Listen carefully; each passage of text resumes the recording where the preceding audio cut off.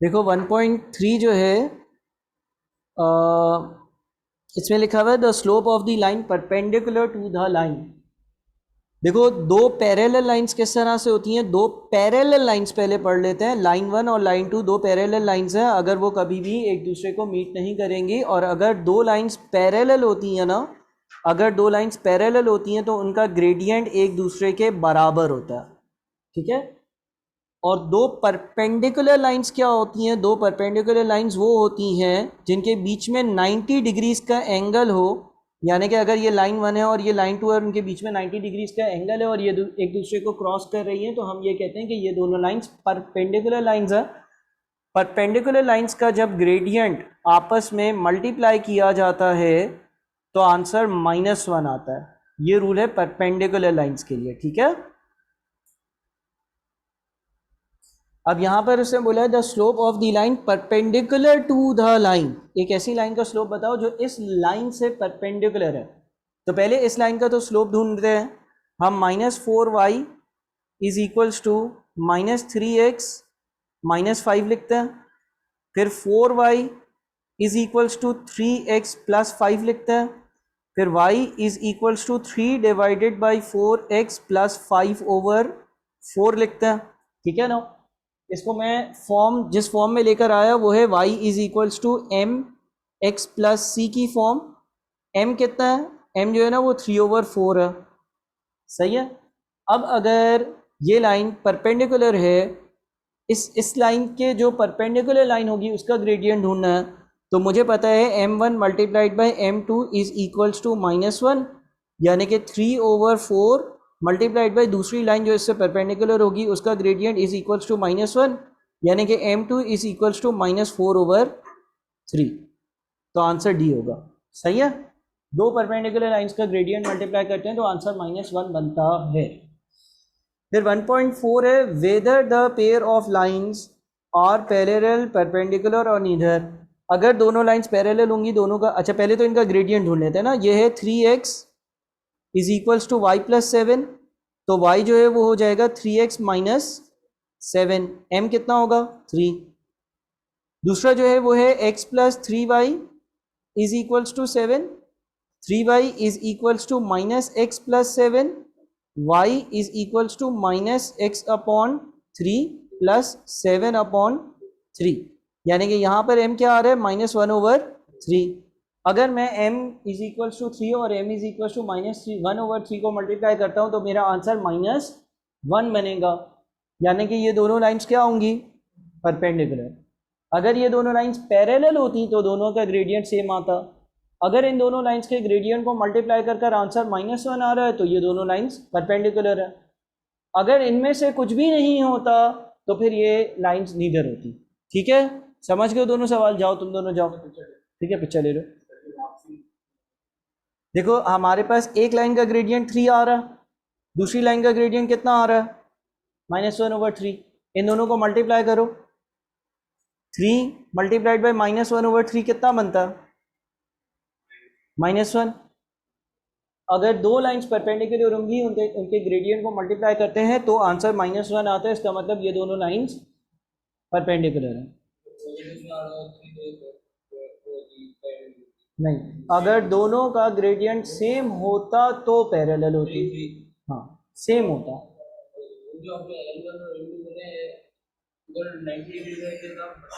अगर लाइन 1 और line 2 parallel lines हैं, यानी कि एक ही तरह से चल रही हैं, तो उनका ग्रेडियंट इक्वल होगा।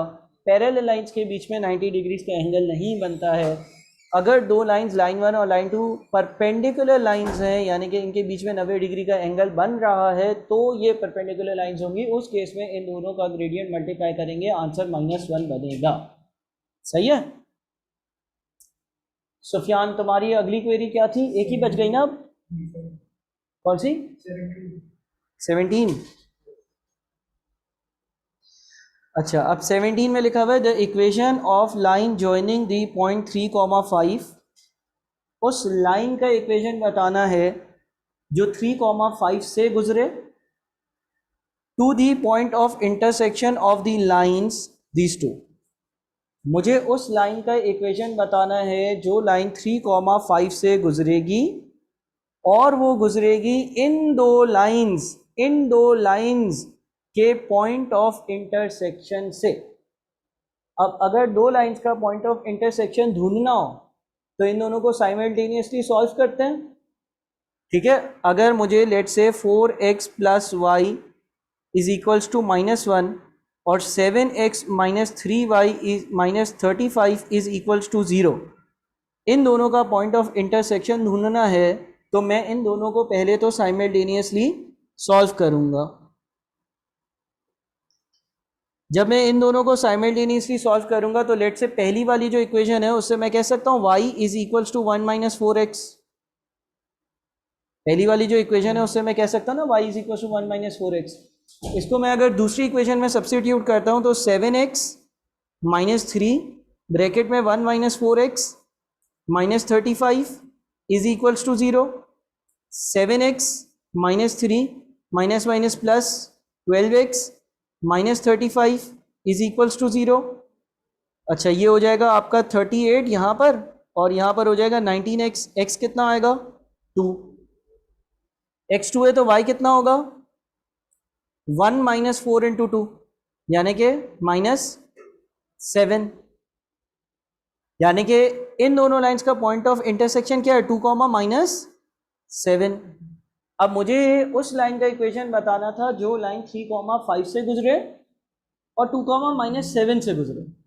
तो अब उस लाइन का इक्वेशन ढूंढने के लिए पहले तो m ढूंढेंगे। m कैसे आएगा y2 minus y1 divided by x2 minus x1 यानी कि -12 अपॉन -1 यानी कि 12।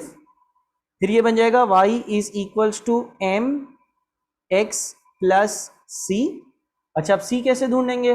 आप जो है वो y की जगह 5 और x की जगह जो है ना वो 3 लिख दो, तो आपके पास c कितना आएगा 12 इंटू 3 इज 36। लेफ्ट साइड पर जाएगा 5 में से -31। तो इक्वेशन क्या बनेगी y is equals to 12x minus 31 यानी कि ABCD में से क्या होगा C। सही है, क्लियर है? जाओ सुफियान तुम जाओ। सही है, खिजर तुम बताओ अगली क्या 31। क्या दोनों थे 30 और 31? ये दो मसले हैं, ये कह रहे हो? और 39 तीन है। सही है, ये तीन तुम्हारे मसले हैं ना, 30, 31 और 39 है ना। 30 करते हैं। A company sells two products A and B. Total profit earned by the company in one particular period is rupees 150,000 by selling 4 units of A and 10 units of B. The ratio of profits between A is to B is 1.5 is to 1. Compute the profit per unit from B. देखो assume करो A और B दो चीज़ें हैं ना। Assume करो B के 1 unit से प्रॉफिट X का आता है, 1 यूनिट से प्रॉफिट X का आता है, B का 1 यूनिट X का प्रॉफिट देता है। प्रॉफिट का रेशियो अगर 1.5:1 है तो A का 1 यूनिट कितना प्रॉफिट देता होगा? हाँ, प्रोडक्ट्स अलग अलग हैं, लेकिन अगर उसने लिखा हुआ है कि प्रोडक्ट A और B जो है इसका जो प्रॉफिट है उसका रेशियो 1.5:1 है, यानी कि अगर मैं B से 1 रुपया कमाता हूँ तो A से 1.5 रुपया कमाता हूँ। तो इसी तरह से अगर मैं B से x रुपीस कमाता हूँ तो A से 1.5x रुपीस कमाता हूँ। सही है ना। अब देखो मैंने 1.5x रुपीस एक A से कमाए, ऐसे कितने A बेचे मैंने 4, और B के 1 यूनिट से x रुपीस कमाता हूँ और ऐसे कितने यूनिट्स बेचे B के 10। तो A और B का तो टोटल जो प्रॉफिट है वो कितना है 1.5 लाख है। A और B का टोटल प्रॉफिट 1.5 लाख है। अब इसको सॉल्व करो, 1.5 इंटू 4 इज 6 और 10 यानी कि 16x is equals to 150,000। x बताओ कितना आता है? बस x आता कितना है बता दो ना। 9,375। यही उसने पूछा भी था कि B का 1 यूनिट कितना प्रॉफिट देता है। ठीक है, सही है, क्लियर है? अच्छा, अगला सवाल जो है, सना डिस्ट्रीब्यूटेड 1800 अमंग्स्ट हर 3 brothers in such a way that each one of them receive rupees 150 at least. Sana ने अपने 3 भाइयों के बीच में 1800 रुपये इस तरह से बांटे कि कम अज कम एक भाई को कम अज कम 150 रुपये तो मिले ही मिल रहे हैं। What can be the maximum difference between amounts received by each brother. Let's say 3 भाई थे इसके, ए बी सी। एज्यूम कर लो इसने कम से कम एक भाई को 150 रुपये देने। एज्यूम कर लो इसने पहले भाई को 150 रुपये दिए, दूसरे भाई को भी 150 रुपये दिए, तो तीसरे को कितने दिए होंगे? 1800 के 3 हिस्से करने ना, 1500 दिए होंगे। अगर मैं एज्यूम करता हूं कि पहले भाई को 150 रुपये दिए, दूसरे भाई को भी 150 रुपये दिए, तो तीसरे भाई को 1500 रुपये दिए होंगे, क्योंकि टोटल 1800 है, वो बांटने थे। सरा ने 1800 रुपये इस तरह से बांटने थे कि कम से कम एक भाई को 150 रुपये मिले ही मिले, कम से कम है, ज़्यादा भी हो सकता है, लेकिन मैं एज्यूम कर रहा हूँ कि 150 अगर एज्यूम कर लो 2 मिनट के लिए कि उसने पहले भाई को और दूसरे भाई को 150 रुपये दिए, तो तीसरे को 1500 मिलेंगे। उसने फिर ये पूछा था what can be the maximum difference between amounts received by each brother. देखो अब जिसको 1500 मिले हैं और किसी और को 150 मिले, इन दोनों के बीच में पैसों का फर्क कितना है? 1350। इससे ज़्यादा फर्क कभी भी नहीं हो सकता। कैसे? अगर तुम पहले भाई को 150 नहीं देते, 200 देते, तो दूसरे भाई को 150 देते, तो फिर बच कितने जाते तीसरे के लिए? 1450। तो फर्क कम हो जाता। बात को समझ रहे हो? उसने तुमसे ये पूछा कि 3 भाइयों के बीच में पैसे बांट दिए, कम से कम एक भाई को 150 मिलेंगे, टोटल 1800। अब जब आप बांट लोगे उसके बाद मैक्सिमम डिफरेंस क्या हो सकता है जो भाइयों को पैसे मिले हो उसके बीच में? तो इसका मतलब एक भाई को 150 दे दो या 2 भाइयों को 150 दे दो, तीसरे को सबसे ज्यादा वाली अमाउंट दे दो। मैक्सिमम डिफरेंस कैसे आता है? सबसे ज्यादा और सबसे कम वाली अमाउंट का बीच का फर्क। सही है? क्लियर है खिजर? अब तुम्हारे मसले सॉल्व, तुम्हारे भी सॉल्व। 39 भी है तुम्हारा।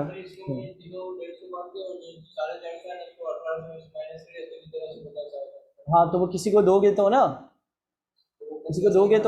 नहीं तरीका सही नहीं था। ठीक है बांटने, अबे तो आंसर तो आ सकता है ना। 39 39 39 39 39 39 39 ये वाला मसला था तुम्हारा, ये वाला मसला था। 39 है ये, सही है। A person buys 20 units of a product for 950 in total. This includes discount of 5% which is applicable if more than 10 units are purchased. Compute cost per unit if 5 units are purchased. देखो assume करो कि एक चीज की जो price है ना वो x है। अब सवाल में ये लिखा हुआ है जब कोई 10 यूनिट से ज्यादा यूनिट्स खरीदेगा तो उसको 5% डिस्काउंट मिलेगा, यानी कि वो चीज x की नहीं मिलेगी बल्कि वो चीज कितने की मिलेगी? 0.95x, 95% की। अ पर्सन बाइज 20 यूनिट्स और 20 चीजों का टोटल बिल कितना था? 950, यानी कि 20 into 0.95x is equals to 950। देखो नॉर्मली अगर चीज x की है तो 10 से ज्यादा खरीदूंगा तो वो चीज 0.95x की होगी, 5% कम की होगी, और ऐसी 20 चीजें खरीदी तो 20 इंटू 0.95x से टोटल बिल 950 आया। अब x की वैल्यू बताओ कितनी होगी? 50 आ रहा है आंसर? हाँ तो यही आंसर है। उससे क्या पूछा था? Compute cost per unit 5 units are purchased. अगर 5 यूनिट्स खरीदूंगा तो एक यूनिट कितने का मिलेगा? 50 का मिलेगा। नहीं x निकाला है ना, डिस्काउंट वाली प्राइस तो 0.95x थी। देखो ये x की वैल्यू आई है ना 50, यानी कि ये नॉर्मल प्राइस आई है 50, डिस्काउंट वाली प्राइस तो 0.95x होगी। समझ रहे हो बात को? क्लियर है? अब तुम्हारी क्वेरी रिजॉल्व सारी, तुम दोनों जाओ जल्दी से जाओ, जल्दी से जाओ। अब तुम्हारे 3 ही मसले थे, कौन कौन सा? 18 और 37। 18 में लिखा हुआ है कि a firm is introducing a new washing detergent, the firm plans to sell the family size box by for 24। ये सेलिंग प्राइस है 24। Production estimates have shown that the variable cost of producing 1 unit of the product is 21.6. Variable cost per unit जो है वो 21.60 है। Fixed cost of production is 36,000. Fixed cost जो है वो 36,000 है। It is assumed that both the total revenue and total cost functions are linear over the relevant sales range. Then the break-even sales volume. Break-even क्या होता है? Break-even पर company को ना प्रॉफिट होता है ना लॉस होता है। प्रॉफिट का फंक्शन बताओ, profit is equals to sales revenue minus cost. Break even पर प्रॉफिट जीरो होगा, यानी कि zero is equals to sales revenue कैसे आएगा 24 इंटू एक्स, एज्यूम कर लो एक्स है number of units, minus cost कैसे आएगी, कॉस्ट में दो चीजें होंगी 21.60 एक्स और 36,000। ये इक्वेशन समझ में आ गया। देखो profit is equal to sales revenue minus cost, हमें वो एक्स ढूंढना है या नंबर ऑफ यूनिट ढूंढना है जहाँ पे P zero, profit zero, sales revenue 24 into x यानी कि selling price into number of units, और कॉस्ट में 21.60 इंटू एक्स वेरिएबल कॉस्ट और 36,000। अब इसको अगर हम सॉल्व करते हैं तो 0 इज इक्वल टू 24 में से 21.6 माइनस करेंगे कितना बचेगा 2.4x बचेगा, क्या बचेगा, हाँ 2.4x माइनस 36,000, 36,000 लेफ्ट पर जाएगा तो 36,000 is equal to 2.4x, x कितना आएगा बताओ, क्लियर है, कोई मसला तो नहीं है, क्या नाम है तुम्हारा, सही है, कोई मसला नहीं है ना इसमें, और वो 1.4 में भी कोई मसला नहीं था ना। अच्छा अगला कौन सा 37, 1.37 में a restaurant sells fries for ₹120, burgers for ₹200 and sandwiches for 250। एक रेस्टोरेंट जो है उसकी सेलिंग प्राइसेस क्या है कि फ्रेंच फ्राइज है, बर्गर्स है और सैंडविचेस हैं। फ्रेंच फ्राइज जो है वो 120 के बिकते हैं, बर्गर्स 200 के बिकते हैं और सैंडविचेस 250 के बिकते हैं। If the profit on fries is 1/3 of it selling price, fries पर प्रॉफिट कितना है, सेलिंग प्राइस का 1/3 यानी कि कितना होगा 120 का 1/3 कितना होगा, देखो 120 का 1/3 कितना होता है 40, यही लिखा है ना उसने कि जो फ्रेंच फ्राइज है उस पर जो प्रॉफिट होगा वो उसकी सेलिंग प्राइस का 1/3 होगा। फिर लिखा है profit on burger is ₹60 more than the profit on fries, तो बर्गर पे कितना प्रॉफिट होगा 100 होगा, 40 में 60 ऐड कर आया। And profit on sandwich is 125% of profit on burgers, sandwich पर जो प्रॉफिट है वो बर्गर के प्रॉफिट का 125% है, तो बर्गर का प्रॉफिट 100 है, 100 का 125% कितना बनता है 125। What will be the total profit for the sale of 5 fries, एक फ्रेंच फ्राइज से 40 का प्रॉफिट है, 5 फ्रेंच फ्राइज से कितना प्रॉफिट होगा 40 इंटू 5, 10 बर्गर्स, एक बर्गर से 100 का प्रॉफिट है, 10 बर्गर से कितना प्रॉफिट होगा 100 इंटू 10, 15 सैंडविचेस, एक सैंडविच से 125 का प्रॉफिट है, 15 सैंडविचेस से कितना प्रॉफिट होगा 125 इंटू 15 कितना आ जाता है 3075, ठीक है जी। तो ये तुम्हारी भी क्वेरीज रिजॉल्व हो गई सारी, जाओ तुम चैप्टर नंबर 5 घर से करना। अब तुम दोनों के, तुम्हारे कितने मसले बाकी हैं 4, तुम्हारे, चलो ये मैं नेक्स्ट क्लास में करवा देता हूँ, बस तुम 2 लोगों के मसले बाकी रह गए, यहाँ पर ये जो चीज़ें डिस्कस करी इसमें भी मसले होंगे ना कोई। अच्छा चलो ये सारे कर आओ, ट्राई कर आओ, नहीं करवा दूंगा नेक्स्ट क्लास में से 6 है ना, कोशिश करना कि कर आओ, फिर इंशाल्लाह मैं करवा भी दूंगा, सही है, जो बच गए।